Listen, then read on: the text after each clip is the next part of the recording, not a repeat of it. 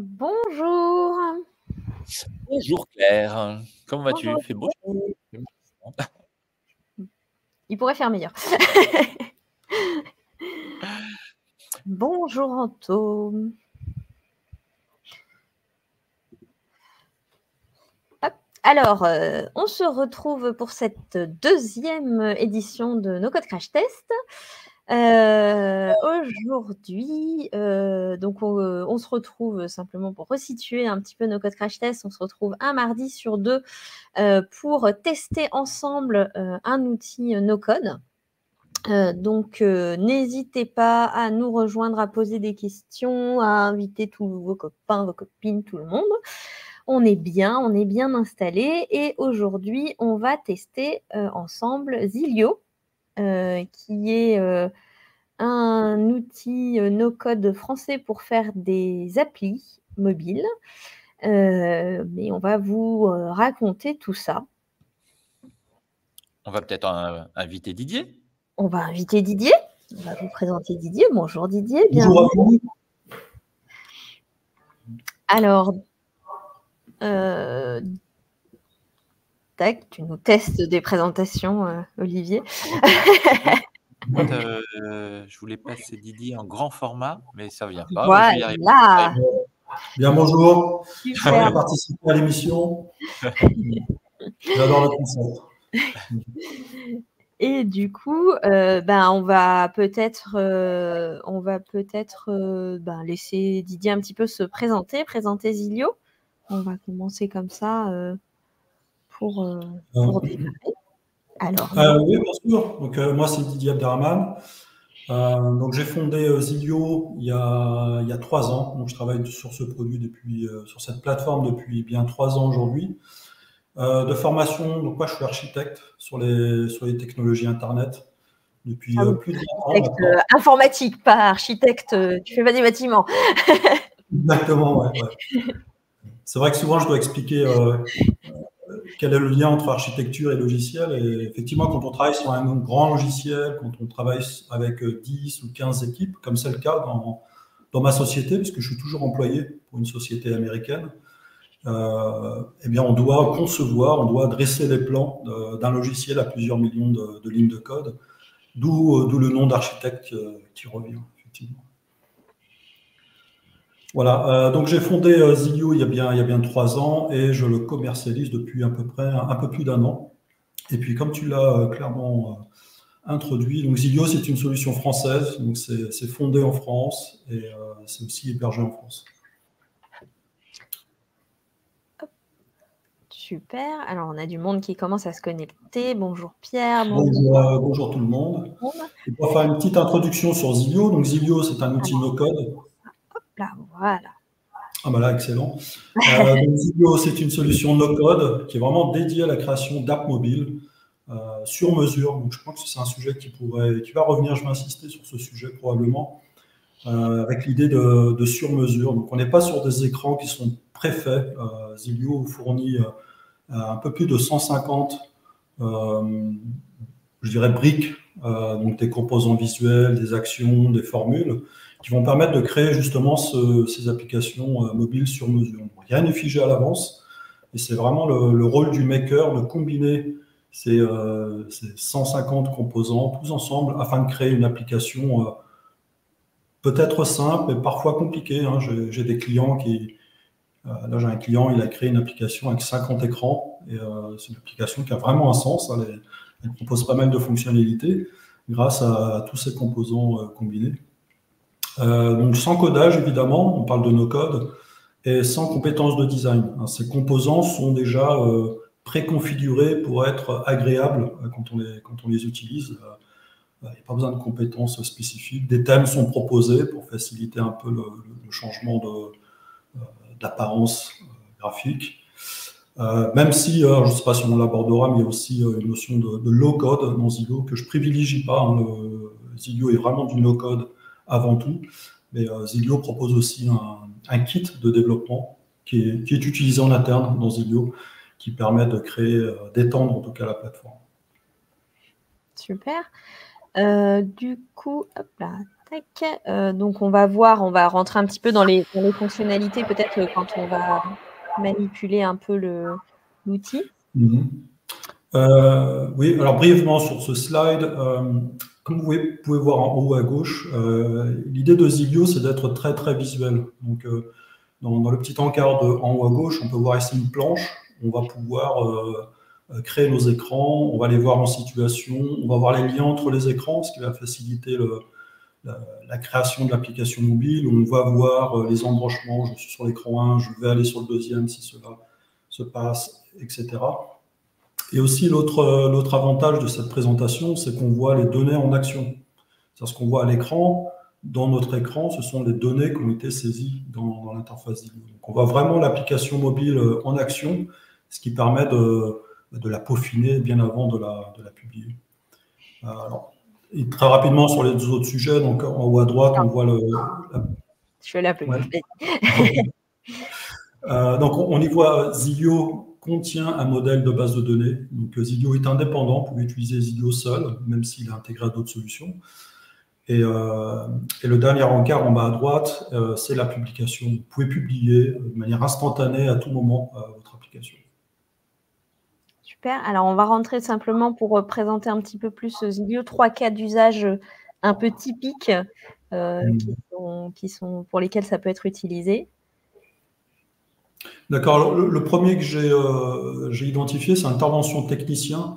Alors, c'est un des modèles d'application qu'on souhaite mettre en place. Donc, on a commencé à le définir. Il sera publié prochainement. Donc, en fait, l'idée de ce genre d'application, ce serait de gérer des fiches d'intervention, d'afficher évidemment ces fiches d'intervention à l'intervenant et ensuite de construire un rapport d'intervention suite à cette intervention. Et en fait, l'idée, ici, je voulais illustrer de quelle façon ou de quelles briques on partirait en fait pour construire ce genre d'application. Et ce que vous voyez en fait à droite, les aperçus à droite sont des vrais écrans qui ont été construits avec ces composants. Et donc, pour construire une fiche d'intervention, on utiliserait des composants create row, donc qui permettraient de mettre à jour une table et d'insérer une nouvelle fiche d'intervention dans notre modèle. Ça peut être stocké dans Zilio. Zilio contient un modèle de données qui lui est propre, ou bien ça peut être une source de données externe. Donc ces fiches d'intervention pourraient alimenter en fait une Google Sheet, Airtable ou Template. En ce qui concerne l'affichage des fiches d'intervention, on pourrait utiliser des composants prêts à l'emploi, comme le composant map, si on souhaite afficher les fiches selon leur localisation. Calendrier, si on souhaite l'afficher par date, ou liste, si on souhaite l'afficher peut-être par technicien, peut-être. On va peut-être voir ça en vrai, du coup, parce que ça ressemble quand même assez grandement à notre petit cas d'usage. Laisse-nous-en un petit peu pour tout à l'heure, quand même. Voilà, donc ce sera la palette de composants que vous pourriez utiliser aujourd'hui. Bon, on va regarder. Le cas d'usage suivant, du coup, une agence immobilière. Donc, alors, l'autre, c'est une application privée, entre guillemets, pour un usage interne. Là, c'est une application publique aussi, ou c'est que en interne pour une gestion interne? Elle est publique, mais elle pourrait être étendue pour un usage interne. Okay, ouais. Bah, c'est intéressant parce que l'autre, du coup, l'intervention, c'était côté privé. Ça, c'est une côté public. Donc, c'est plutôt intéressant. Donc là, ça serait vraiment un côté gestion de l'agence immobilière. Enfin, site public de l'agence immobilière. Voilà, publication d'annonces, ouais, tout à fait. Ouais. Alors, en fait, cet exemple, il fait référence au précédent stream pendant la semaine des 3 ans des locaux de France, pour ceux qui y ont assisté. J'ai construit cette application pendant ce stream. Et donc, je souhaite en faire un modèle d'application également, que je dois publier bientôt. Donc là, oui. Non, je disais, on parlera des modèles, ça fait partie de mes questions en fait. Attends, regardez. Et le troisième exemple, c'est du coup un côté e-commerce, donc encore une fois, un site public. D'accord. Alors, juste par rapport au précédent, ce que je voulais indiquer, c'est que dans celui-ci, par exemple, pendant le No-Code France, le stream, on a mis en place les push notifications, ce qui permettait en fait à l'agent immobilier de pousser une notification lorsqu'une annonce était mise à jour. Et d'ailleurs, on a pu l'expérimenter pendant le stream No-Code France, où les viewers ont eux-mêmes reçu des notifications pendant le stream. Super.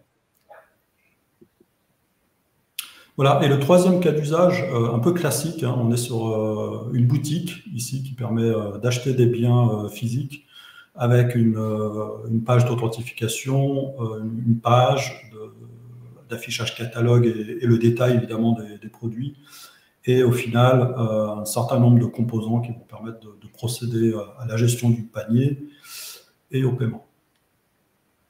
Voilà, c'est également, alors celui-ci c'est un modèle qui est publié, hein, qui fait partie de la plateforme déjà. Ok. Je vais peut-être juste rappeler l'exemple de ce qu'on veut faire, qui est notre petit crash test. Et puis après, Claire, tu vas pouvoir mettre les mains dans le cambouis et regarder tout ça. Donc, l'idée, c'est de faire un petit formulaire tout simple où on va récolter des informations. Donc, c'est un formulaire public qui serait, par exemple, utilisé par une mairie pour récolter des problématiques sur la voirie. C'est souvent une difficulté pour les mairies de récolter des informations et puis derrière de les traiter. Donc là, on a un petit exemple, c'est juste sur Airtable, donc c'est extrêmement simple, où on a une photo, un emplacement avec des petites cases à cocher, un champ détail. On avait imaginé qu'on pouvait avoir aussi une adresse parce que s'il y a des fonctionnalités géolocalisation, c'est intéressant. Et puis une adresse email et en dessous, on a un petit nom. Voilà.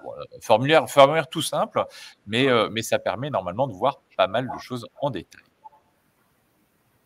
Ok, très bien. Alors, tac, hop. Partager mon écran. Alors du coup, ce que je nous ai fait, c'est une petite vue splittée. Comme ça, j'ai mon petit formulaire sur le côté pour savoir ce qu'il faut que je mette. Là, on arrive donc dans le dashboard de Zilio où on va retrouver des templates déjà qui sont préconfigurés pour pouvoir démarrer. Alors nous, on va peut-être partir d'un modèle blanc, tant qu'à faire. Et on fout. Hop. Tac. Alors, on va l'appeler intervention. Hop. Tac. Et donc, j'ai ma petite application qui est apparue ici. Et donc, j'arrive dans cette interface. Donc ça, j'imagine que c'est mon premier écran. Donc, tout à fait. Je vais vouloir en faire... Ah, super, je peux mettre une page welcome. Tiens, hop. Ah, donc du coup, j'ai déjà des modèles préconfigurés d'écran ici. Ah, très sympa. Hop. Faut que je le mette tout. Ah non, d'accord, ok. Hop. Hop. Ah, très bien. Hop. Comme ça, j'ai un... Tac. Tac. On va changer l'image. Hop. Hop. Normalement, j'ai mes petites images ici. Tac. Voilà. Hop, on va reprendre un petit texte ici. Tac.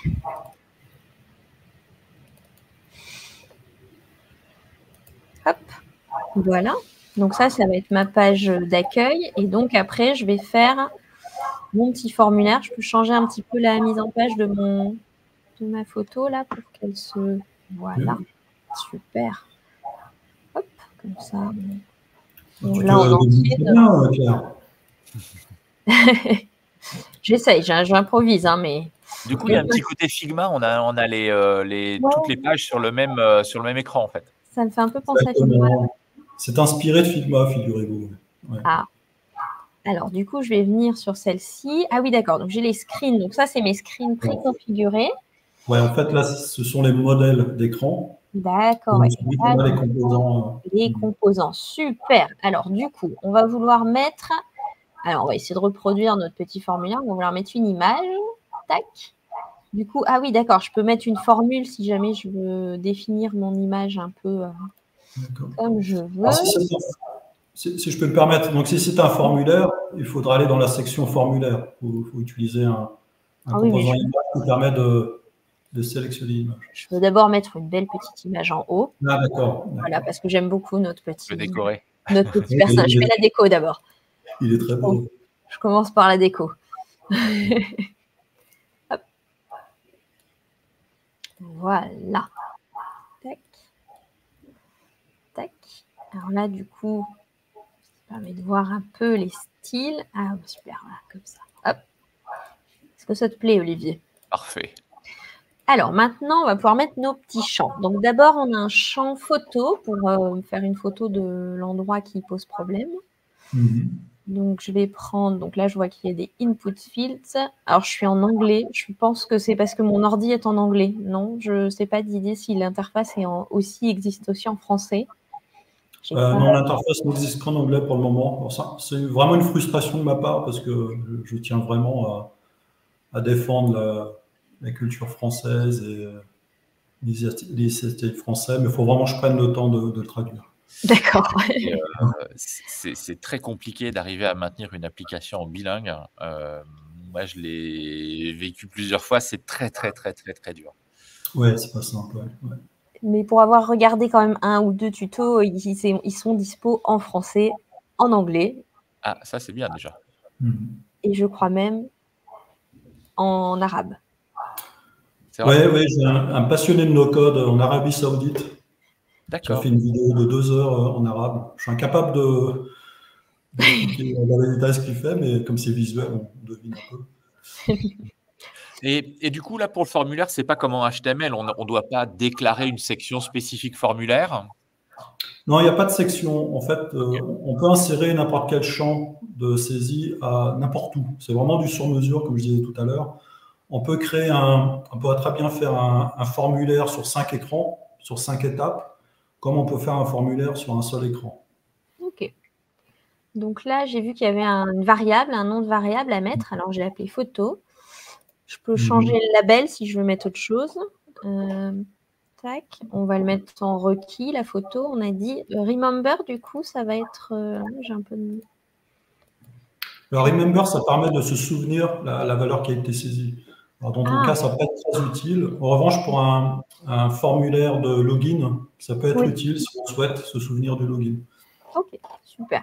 Je peux mettre du coup, pouvoir faire avec ma caméra, du coup, pouvoir faire une photo. Ah bah ça, c'est bien, ça, c'est ce qu'il faut. Donc ça, c'est pas mal. Et puis, on va la mettre comme ça en portrait, c'est très bien. Donc, on a une photo. Ensuite, on va vouloir mettre une adresse. Alors, l'adresse, du coup, je dirais que c'est un champ texte. C'est un champ texte, tout à fait. Je regarde ce qu'il y a. Il n'y a pas de champ géolocalisation ou quelque chose comme ça? Bah, il y a ici, mais ça, je pense que c'est plus pour l'afficher après, afficher le marqueur. Une adresse est un texte, effectivement. Par la suite, tu peux afficher l'adresse sous forme de carte, effectivement. D'accord. Hop, donc on va l'appeler adresse. Tac. Hop, hop, hop, hop, hop. Multiligne, tant qu'à faire. Allez. Hop. Ensuite, est-ce qu'elle est requise, l'adresse? Oui, on va la mettre requise. Ensuite, on va se mettre un emplacement. Alors, l'emplacement, c'est des options. Hop. Hop. Donc, ici, emplacement. Tac. Et on va pouvoir mettre plusieurs options.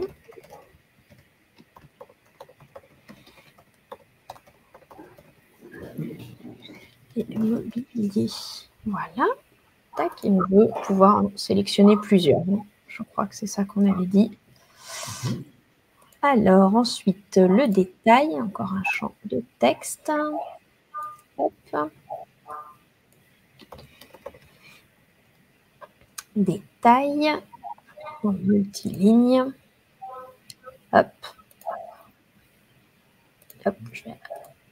Attends, comment j'attrape mon... Oui, il faut sélectionner tout en haut. Hop. Comme ça, je rajoute des choses en dessous. Et ensuite, on avait dit, donc, vous pouvez sélectionner son email. Hop là, ça un peu. On a un champ email, c'est parfait. Hop. Voilà, si on veut être averti. Alors, du coup, là, je vais l'appeler email. Tac. Et du coup, est-ce que si je mets ça comme ça, hop, ouais, ça fait un label un peu long pour un champ. Je vais peut-être... Tu peux utiliser un texte éventuellement, le tout premier à gauche. Ouais, texte ou label, je sais pas. On va essayer celui-là. Je vais pas essayer celui-là. J'aime bien essayer les... Tac, voilà. Hop. Et puis le nom de la personne qui va aussi être un texte. Hop. Du coup, j'ai pas bien vu sur le champ email, on peut dire que c'est un type email et du coup qui vérifie que c'est effectivement un email. Oui, pardon, je suis allée un peu vite. Là, j'ai pris le champ email directement. Ok. En fait, c'est un peu petit sur mon écran. J'ai qu'un écran de portable aujourd'hui. Tac, tac. Bon, parfait. Et puis maintenant, il va me falloir un petit bouton pour valider tout ça. Alors, du coup, j'ai des boutons ici. Hop. Moi, j'avais une petite question sur le côté responsive du site. Est-ce que ça peut fonctionner sur tablette, par exemple? Alors, ça fonctionne sur tablette, mais l'application sera affichée comme sur mobile. D'accord, ok. Pour le moment, ouais. Donc là, tu peux choisir, c'est un create, donc ça va être un create row. Ceci dit, tu peux éventuellement prendre, moi j'ai l'habitude de prendre le tout premier en fait, et de prendre une décision par la suite. Ah oui, d'accord. Donc je peux soit choisir en fait mes actions ici, soit je prends pas d'action et ensuite je pourrais choisir après. Exactement, ouais. Super. Tac, on va prendre un create. J'aime bien le bouton create. Hop. Et là, on tu va peux mettre... aussi relancer tes composants, tu vois, le petit message pour être averti, tu peux le passer au-dessus. Ah voilà, super, comme ça, tac. Tac, puis on va mettre un peu plus petit. Voilà. Hop, impeccable. Ah oui, puis là, du coup, je peux changer mon thème. Changer de thème. Je fais les changements pas dans le bon ordre, hein, mais on ne voudrait pas. Ah, c'est la découverte. Voilà. Ah, là, ça va bien. Il y a même un thème déjà tout prévu pour nous. Ah, oui. Hop, tac. Et donc, du coup, là, on a mis notre bouton pour créer une ligne. Super. Ah oui, d'accord. Et là, en fait, après, je peux créer en fait même complètement un workflow. Si je voulais faire des vérifications supplémentaires, Olivier, ce que tu demandais, je peux faire tout un tas de vérifications. Donc je peux là, affecter des on est à variables. la Zapier un petit peu, quoi. Enfin, plutôt mec. Ouais. Envoyer ouais, ça me dit que c'est un peu inspiré de mec. Effectivement, c'est un workflow, donc on peut tester des données, des variables, on peut insérer une donnée, en chercher une autre, lancer une push notification, etc. Du coup, là, c'est la base de données native hein, de Zilio.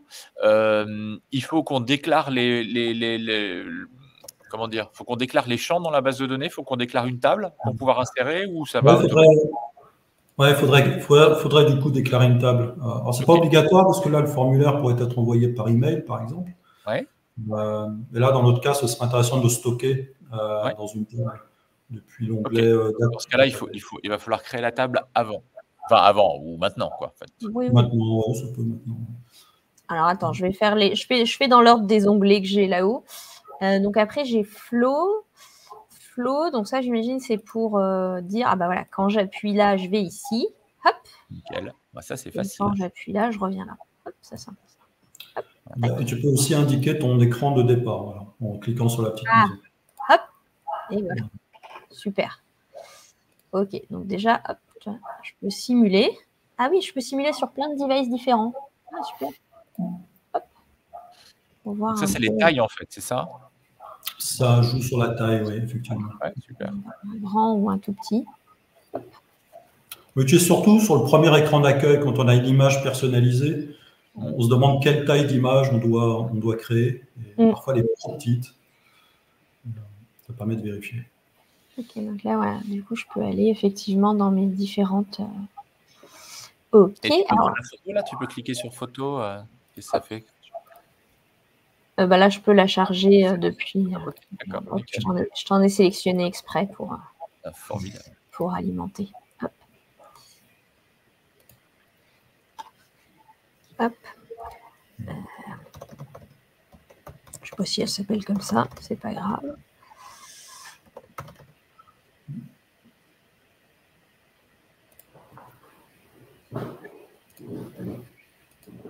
Alors, j'ai pas bien suivi, c'est censé enregistrer dans une table ou... Oui, on va essayer d'enregistrer dans une table. D'accord. Bah, si tu as une table, nous on l'enregistre sur une table, hein, on utilise ce que tu nous offres. Hein. D'ailleurs, sur les connexions, alors il y a une base de données intégrée. Moi, ce qui nous intéresse aussi, c'est de savoir avec quoi on peut se connecter en externe. Là, je vois, déjà, on voit CSV, Airtable, TimeTonic et Google Sheet. Alors ça, c'est en import. Et en écriture, est-ce qu'on peut aller écrire dans des bases externes ou on est pour le moment limité à ta base à toi? Alors, ce n'est pas uniquement de l'import, hein, ça va être une connexion vers une source de données. D'accord, ok. En fait, quand on fait import Google Sheet ou Airtable, ça importe la table, mais on reste connecté, Zillow reste connecté avec le modèle. Ok, d'accord. Et Du là, coup, on je aurait vois pu connecter qu'on a- notre table Airtable directement. C'est vrai. Voilà. Vous pouvez importer tout un modèle Airtable. Vous avez une base avec 10 tables. Vous allez pouvoir sélectionner soit les 10 tables, soit un sous-ensemble de ces tables depuis Zillow. Zillow va analyser le détail de ces tables, les colonnes, les types, les relations, et il va les reporter dans l'outil. D'accord. Ah, super. Ah, je vois un truc qui m'intéresse, offline. Tu peux nous en dire un peu plus sur le mode offline? Parce que ça, c'est quelque chose d'intéressant sur les apps mobiles. C'est un besoin qui est quand même assez fréquent. Enfin, assez régulier. Pas fréquent, mais régulier quand même. Et c'est un petit peu un pain point, le mode offline. Et puis, alors si j'ai bien compris, en fait, toi, tu fais que des PWA, tu fais pas des applications natives. Première confirmation. Effectivement. Donc, Zillow supportait les applis natives il y a peut-être 2 ans, mais j'ai arrêté cette initiative. Donc, Zillow ne supporte que les PWA, un peu comme Glide, finalement. Oui, exactement. À propos du mode offline, donc le mode offline est en cours de test. C'est la fonctionnalité en cours qui m'a été demandée par 2 clients, figurez-vous. Et en fait, l'idée de Zillow, hein, on me demande souvent est-ce que tu veux étendre l'outil au desktop ou à d'autres fonctionnalités. En fait, la vision de Zillow, c'est de traiter le mobile à 100%. Je souhaite vraiment traiter toutes les capacités des mobiles. C'est pour ça que vous avez un composant signature, un composant scan, un composant enregistrement voix audio, et, la géolocalisation, les push notifications. Et l'offline, à mon sens, fait aussi partie des fonctionnalités qu'on attend lorsqu'on souhaite couvrir tout le spectre du mobile. Et du coup, l'idée du fonctionnement de l'offline, c'est quoi en fait? Alors, le mode offline va permettre à l'application mobile de télécharger toutes les données dont elle a besoin au démarrage de l'application. Ce qui fait qu'elle pourrait, c'est une fonctionnalité des PWA, hein, des Progressive Web Apps, de pouvoir être installée dans le mobile et de pouvoir être lancée sans aucune connexion. Ok. Donc, et ça permet aussi des données de formulaire qui seraient stockées temporairement ou pas en fait? Ou c'est que c'est l'idée. Ouais. L'idée, c'est de rendre l'expérience la même ou la plus transparente possible pour l'utilisateur. Et à chaque fois que des données vont être soumises, s'il n'y a pas de connexion, l'application Zillow va les mettre de côté pour pouvoir les synchroniser dès que la connexion revient. D'accord. Donc, tu as à la fois le côté données statiques, c'est-à-dire ce qu'il y a sur les écrans, et à la fois le côté données dynamiques qui seraient des bases de données qui seraient connectées, etc. quoi. Exactement, ouais. Alors, ce n'est pas disponible, hein, pour clarifier, c'est la fonctionnalité qui est en cours de développement, donc tout le reste est disponible, mais celle-ci est en cours d'expérimentation. Non, mais c'est intéressant d'avoir la vision parce que, alors, attends, ça me fait penser à Notion. C'est Notion, on attend tous le mode offline depuis des années et des années et des années, et ils n'arrivent pas à le faire arriver, quoi. Donc, du coup, je vais rajouter un truc pour pouvoir saisir, faire une petite note vocale, tu vois, mettre les détails en vocal plutôt que de le faire en texte. Alors, du coup, donc dans la database, je vais partir d'un modèle blanc, parce que j'aime bien. Tac, voilà. Donc, c'est les demandes. Et donc là, il faut que je recrée mes champs que j'ai mis dans mon formulaire. Donc, qu'est-ce que j'ai comme champ? Photo. Donc, j'ai une photo. Donc là, je vais retrouver mes types. Ah, d'accord. Donc, image. Hop, donc j'ai un champ photo. Hop, j'ai un champ texte pour l'adresse. j'ai un truc location là. Donc, j'ai un peu envie de le mettre en location, histoire On peut mettre location. En fait, l'idée de typer ces colonnes, parce qu'on pourrait tout mettre en texte au final, tout peut être texte. Partout. Peut-être les fichiers binaires ne sont pas des textes, mais l'idée, en fait, c'est d'aider l'outil. Quand on précise location, par exemple, donc une localisation, ça va aider Zilio parce qu'il va vous proposer, lorsque vous allez drag-dropper les composants, il va vous proposer directement les bonnes colonnes. Si vous essayez de drag-dropper une carte, il va vous dire « Ah oui, mais tu as une colonne de type location, donc je te la propose. » Vraiment en privé. Hop, donc là, je crée mon emplacement. Tiens, celui-là, je vais l'utiliser pour mettre le détail, comme ça. Il y a un champ texte court, texte long, non? Ou c'est texte tout court? C'est texte. OK. Détail. Après, on avait email. Hop. Email. Tac. Hop. Colonne. Qu'est-ce que j'ai oublié? Le nom. Hop. Et puis, mon bidule vocal, du coup. Est-ce que j'ai un champ pour mettre mon vocal, du coup? C'est un fichier. File. Okay. Hop. Super. Donc là, j'ai tous mes champs ici. Et du coup, maintenant, j'imagine qu'il faut que je revienne sur mon bouton de tout à l'heure pour lui dire qu'il faut qu'il aille enregistrer tout ça dans cette table-là. Donc, create row, très bien. Dans ma table des demandes. Alors, détail, c'est... Alors, il faut cliquer sur variable, parce que du coup, tu souhaites récupérer le contenu de ton champ formulaire. Ici, on peut mettre le nom de l'écran. Ça s'appelle toujours blank, mais c'est celui-ci.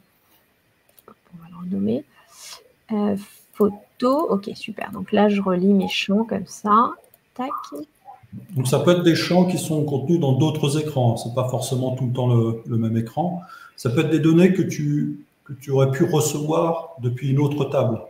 Ça peut être une donnée fixe. Ce n'est pas forcément des champs formulaires. Oui, d'accord. J'aurais pu faire une formule aussi. Ça peut être une formule. Ça peut être un mix d'un peu tout. Hop. Et mon vocal. Ok. Donc là, j'ai tout mis. Tac. Tac. Et donc, du coup, alors la question que je me posais, c'est que là, j'ai rempli 2 fois mon... Hop là, attends, je suis pas au bon endroit. J'ai rempli 2 fois mes champs emplacement. Et du coup, là, j'imagine que dans mes options... Ah, voilà, oui, d'accord. Dans mes options, je peux lui dire, c'est ce que j'ai mis ici. Tac. Exactement. Voilà, comme ça, c'est cohérent avec la base de données. Ouais, ça, c'est le côté... c'est mon historique d'informaticienne qui revient de me dire, je n'aurais pas dû le saisir 2 fois. Ok. On va tester du coup. Hop. Alors, du coup. Alors là, on n'est pas publié. Après la publication, là, on est sur une version d'essai. On peut publier même en version d'essai? Oui, on peut publier. Ok, on peut aller jusqu'au bout. Et du coup, quand c'est publié, on a une URL publique. On peut personnaliser notre nom de domaine, j'imagine, à un moment ou à un autre. Oui. On l'a vu tout à l'heure dans les settings. Ouais, tout à fait. Voilà, donc la publication est en cours. Si tu peux continuer à travailler, ça Hop, je vais continuer mon test. Donc, on a dit... Pendant que tu testes, j'avais encore d'autres questions, parce que le temps passe, donc je pose les questions. Côté RGPD, du coup, toi, tu es en France, donc ça, c'est déjà une bonne nouvelle. Est-ce que tu as des... Ah, tu veux carrément essayer sur le mobile? Waouh. Attends. Hop. Côté RGPD, du coup, qu'est-ce que tu apportes comme assurance sur l'hébergement? Tu es hébergé ailleurs que sur Amazon? Tu es hébergé sur Amazon? Alors, Zilio propose 2 hébergements, un aux États-Unis et un en France. Aux États-Unis, c'est pour des raisons historiques, parce que Zilio a démarré aux États-Unis, chez Google Cloud Platform aux États-Unis. Ceci dit, dans l'écran d'accueil, vous pouvez choisir, soit États-Unis, soit Si vous choisissez France, ce sera chez OVH, à Gravelines, dans le Nord. Ok. Donc ça, c'est plutôt rassurant pour ceux qui sont un petit peu tatillons sur le RGPD. Et en ce qui concerne RGPD, donc il y a la charte RGPD publiée sur le site web de Zilio, en anglais sur zilio.com, en français sur zilio.fr, où en fait il y a deux chartes dans ce document. Il y en a une qui traite la plateforme Zilio, donc les engagements de la plateforme Zilio par rapport à RGPD, et aussi il y a un engagement du maker vis-à-vis de ses utilisateurs. Ok. Est-ce que vous voyez mon écran là ou pas? Parfaitement bien, ça marche nickel. Attends, là, on Voilà. a passé un niveau, là, on fait du test live. Hop. Tac. Tac. Oh là, c'est Inception là. Tac. Hop.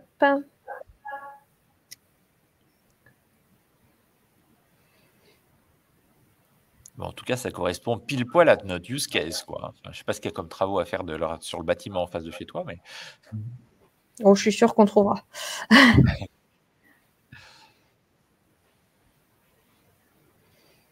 Hop.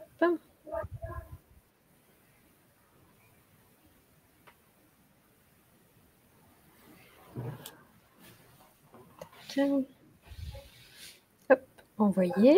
Hop, il me dit merci, il m'a bien renvoyé sur mon écran. Et donc là, du coup, hop, si je reviens ici, du coup, j'imagine que je peux voir mes données ici.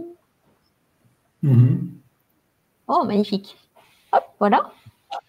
Super, on a le contenu qui est là. Alors, j'ai même envie de tester un truc parce que j'ai vu que là, dans les screens, j'avais directement un truc liste et détails. Oui, en fait, ce qui est intéressant, c'est que tu as commencé par le design, ce qui est tout à fait possible. Et en fait, si tu avais commencé par la base de données, tu aurais eu le bénéfice de ces modèles d'écran qui permettent en fait de construire des écrans à partir de tes données. Ouais, c'est-à-dire que là, ce qui est proposé, c'est automatiquement proposé à partir du modèle. Bah, là, on voit bien déjà qu'il y a déjà tout qui est construit dedans, la liste et le détail, ce qui est quand même assez cool, quoi. Tu as un petit côté Airtable sur cette approche-là qui est assez intéressante parce que souvent, quand on a des outils comme ça pour fabriquer de zéro, bah, faut tout faire de zéro, quoi. Alors que là, en fait, tu utilises le modèle pour construire déjà des données. C'est cool. Exactement. Je fais ma petite vie, moi, je fais mon appli. Hein. D'où l'importance de bien typer ces colonnes, parce que là, on a vu localisation, Zilio propose une carte automatiquement. Ouais. Ouais, tu essayes d'exploiter au maximum les données que tu as, en fait, de façon intéressante. Alors, sauf que l'adresse que je lui ai mise ne doit pas être bonne, alors du coup, il est un peu perdu. Hop. Tac. Ouais, c'est efficace. Nickel. Magnifique. Et du coup, on pourrait avoir une authentification. Tu gères aussi de l'authentification directement en interne? Oui, tout à fait. Vous avez peut-être aperçu des modèles d'écran notification. Et du coup, il peut y avoir des écrans qui sont derrière une authentification, en fait. C'est l'idée. Okay. Ou non, hein, d'ailleurs. Oui, forcément. Donc pour cela, il faut utiliser une table d'utilisateur comme celle-ci. Et en fait, le seul prérequis d'une table d'authentification, c'est 2 colonnes, email et password. Après, tous les autres champs sont libres. Hein. Et d'ailleurs, ça peut être une table Airtable ou Google Sheet, peu importe. Alors, on a vu que tu avais pas mal du coup des pages modèles en tant que telles. Est-ce que tu as des templates d'applications en entier, du coup? Je sais pas parce que là, tu nous as présenté, tu m'as dit que ça pouvait être utilisé comme des templates, que tu avais pour objectif de faire des templates.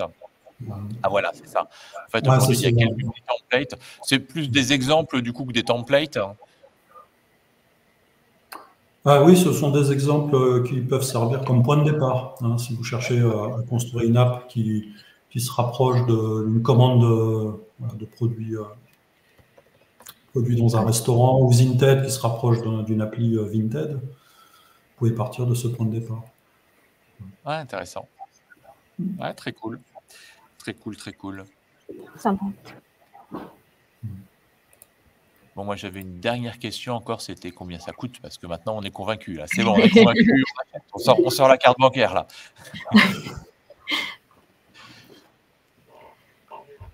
Hop. Alors, attends. Je suis sûr. Tu vois, Manage Billing. Je suis sûr que là, il va nous dire combien ça coûte. Voilà. Alors, du coup, on peut payer en euros, ce qui peut éventuellement faire une différence aussi, parce que si on paye en dollars, on peut être un peu surpris parfois. Donc voilà, là, dans la version gratuite. Donc là, vous pouvez voir le plan gratuit est très généreux. Il y a beaucoup de fonctionnalités dès le plan gratuit, y compris les intégrations. On me l'a beaucoup demandé. Airtable, Time Tonic. Donc le plan gratuit est vraiment généreux. Et puis vous pouvez voir les autres plans, le professionnel à 20 €, l'autre Enterprise à 50 € sont aussi très raisonnables. Si vous voyez, si vous comparez avec la concurrence, puis la hausse des prix qui a eu lieu cette année et encore l'année dernière.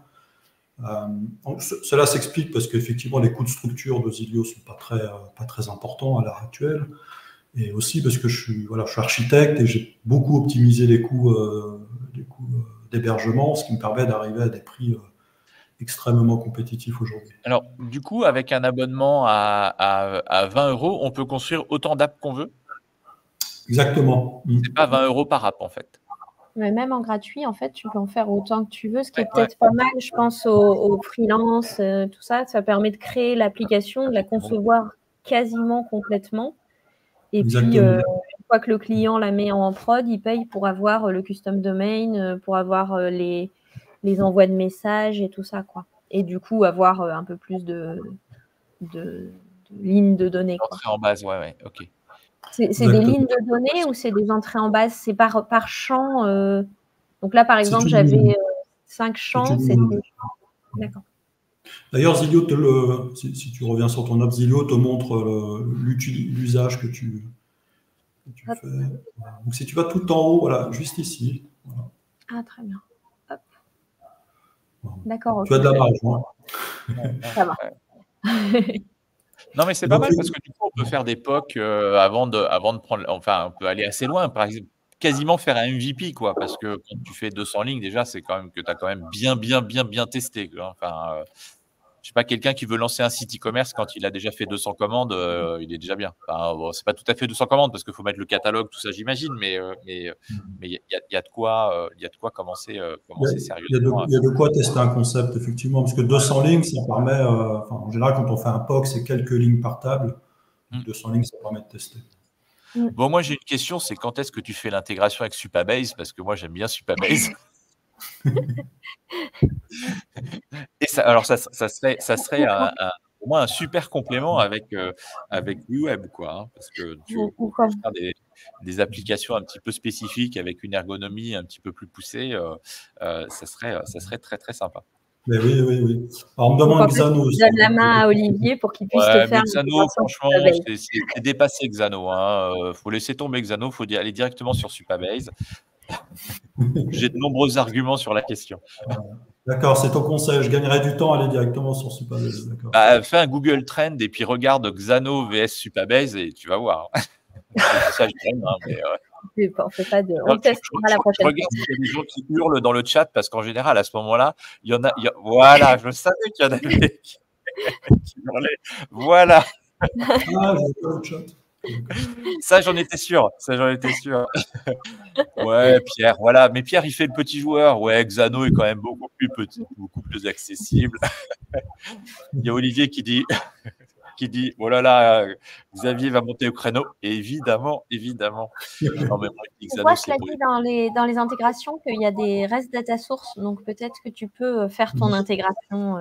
Ouais, alors en lecture, mais du coup, en fait, il y a un sujet avec Supabase, c'est qu'il faut impérativement gérer l'authentification avec Supabase pour pouvoir accéder à la partie sécurité, en fait, au RLS. Donc ça, c'est important. Il y avait une petite question d'Olivier. Peut-il y avoir un même compte qui aurait 2 applications, l'une aux USA, l'une en France? Et comment les données peuvent être synchronisées ou récupérées l'une à l'autre? Alors, il y a 2 questions. Deux questions en une. Le même compte. Alors, on peut utiliser le même compte pour se connecter aux deux serveurs. Et les deux serveurs sont complètement isolés. Ils sont complètement disjoints. Vous pouvez avoir une application sur le serveur US et une autre application sur le serveur français, mais elles ne se connaissent pas. C'est deux environnements complètement étanches. Je l'ai vraiment voulu étanche pour des raisons d'étanchéité de données. C'est l'architecte. Oui. Ou alors, éventuellement, il faudrait avoir des données qui seraient dans un Airtable ou quelque chose comme ça. Et dans ce cas-là, tu pourrais avoir une base de données derrière et puis deux fronts qui seraient un sur les US et un sur la France. Ouais, exactement. Ouais. C'est ce que disait Eric. On peut synchroniser les données en jouant sur les bases de données externes. Oui, évidemment. Mais du coup, on perd le côté, effectivement, ségrégation de données en fonction des pays, quoi. Ouais, tout à fait. Ok. Je vois que tu peux faire tes propres plugins. Il y a un SDK, Olivier, donc il ne tient qu'à toi qu'il y ait. Ouais. Alors, en fait, il suffit de se rendre sur le lien qui est indiqué. Et en fait, il y a une dizaine de plugins qui sont déjà proposés en tant qu'exemple et ils peuvent être testés directement dans l'outil. Ah, du coup, on peut créer à la fois des plugins graphiques et des connecteurs. Donc, on peut créer un plugin qui contient des composants, des actions, des formules, voire même des thèmes. Ok. Ouais, Tu peux essayer si tu prends l'une des URL et tu l'ajoutes à l'outil. Sur tout ce qui est plugin, c'est ouvert à tout type d'abonnement ou c'est réservé à certains types d'abonnements? Oula. Attends. Les plugins sont dispo dans tous les plans. Si tu copies-colles en fait le lien, oui. Celui-ci, voilà, tu le copies-colles. Parce qu'en fait, un plugin, c'est un fichier JavaScript. C'est un développement pour le coup. Et donc tu fais install, tout à fait. On colle.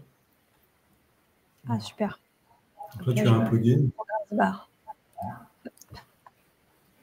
Il t'a proposé de recharger, donc il faudrait que tu recharges la page. Ouais. J'ai voulu aller un peu vite là. Sinon, tu fais un refresh. Où il y a reload. C'est un peu petit. Hop là. Parce qu'il y a reload. Et là, du coup, je l'ai dans les composants, quelque part. Alors, je ne sais plus dans quelle section il est. Ah, magnifique. Hop. Ah oui, attends. Hop, je vais le faire. Tac. Hop. Et voilà. Ah, cool. Cool. Quelle est la résultante en termes de langage code? C'est du PWA. Et ah oui. De toute façon, après, c'est toi qui l'héberges. On ne peut pas l'héberger nous-mêmes, en fait, l'application générée. Oui, elle est hébergée par Asilio. Il y a tous des aspects d'authentification. Il y a évidemment la base de données Asilio qui est hébergée chez Et sinon, alors par curiosité, derrière, c'est quoi? C'est du React, c'est du je ne sais pas quoi, ou c'est du Vanilla ou Oui, alors l'outil lui-même est développé en Angular. Ouais. Donc c'est un framework de chez Google qui existe depuis un bon moment. Les composants sont développés en pur JavaScript. D'accord, ok. Cool.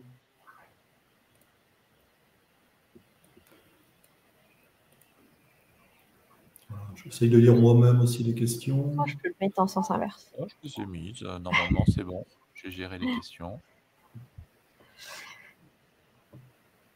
Bon, très sympa.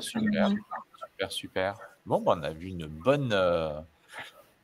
Bon, c'est super pas cher, en fait, faut quand même le dire. Alors, en fait, j'ai une autre casquette, moi, c'est que je fais aussi du conseil en pricing SaaS, et je te dis que ce n'est pas assez cher.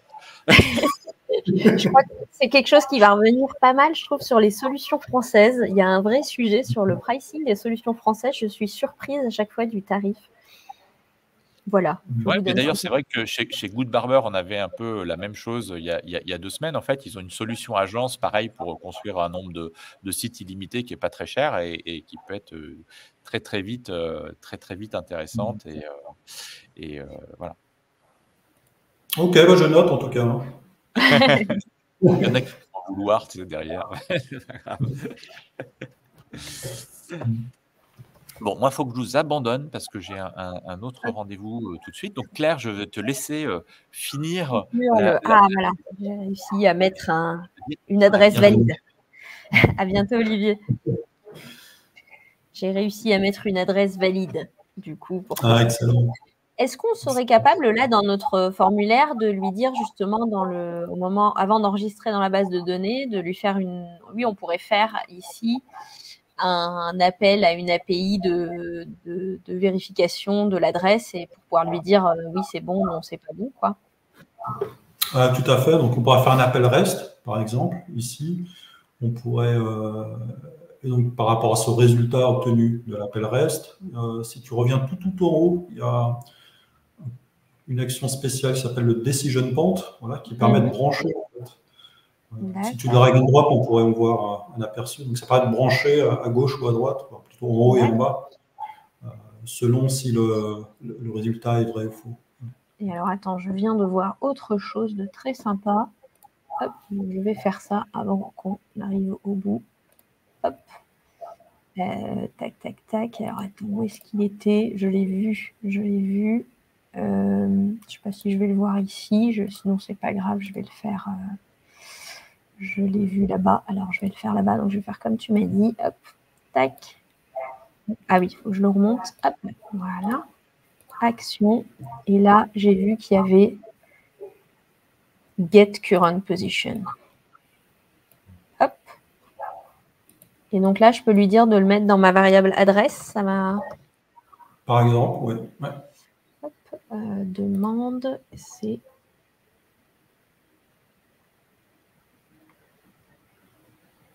Ah, tiens, il ne me la propose pas là. Tac. Hop, on va le faire comme ça. Tac. Et du coup, là, il pourrait me trouver directement ma position plutôt que de devoir la saisir. Ah, très bien. Ah oui, d'accord. Je clique partout. Hein, Ouais. Ceci dit, ce serait une position GPS. Ça ne va pas être l'adresse du type 34 rue, etc. Oui, ce qui du coup permet derrière de bien l'afficher, tout ça. Bah écoute, très sympa. Très sympa. Beaucoup d'idées. On sent qu'il y a beaucoup de choses à faire, beaucoup de potentiel et plein de petites applis sympas à créer avec ça. Merci. Moi, pour être honnête, je l'avais découvert au départ Zilio en voyant que c'était connecté à TimeTonic, du coup, parce que je cherchais des applis pour faire des choses hébergées 100% en France. Donc, je trouve que c'est très intéressant de voir tout ce qu'on peut faire avec cet outil. Merci beaucoup d'avoir été avec nous. Est-ce qu'il y a encore des questions dans le chat? Non. Et bien, dans ce cas-là, on vous dit à dans 2 semaines. Et si je ne dis pas de bêtises, dans 2 semaines, ce sera Panda Suite. On reste en France. En tout cas, merci Claire. Et puis bravo pour ta première app Zilio. Tu en es bien sorti. Merci. On va pouvoir remonter toutes vos problématiques de voirie. Vous allez pouvoir me les envoyer pour ceux qui ont scanné le QR code tout à l'heure. Merci beaucoup. Bon appétit. Au revoir.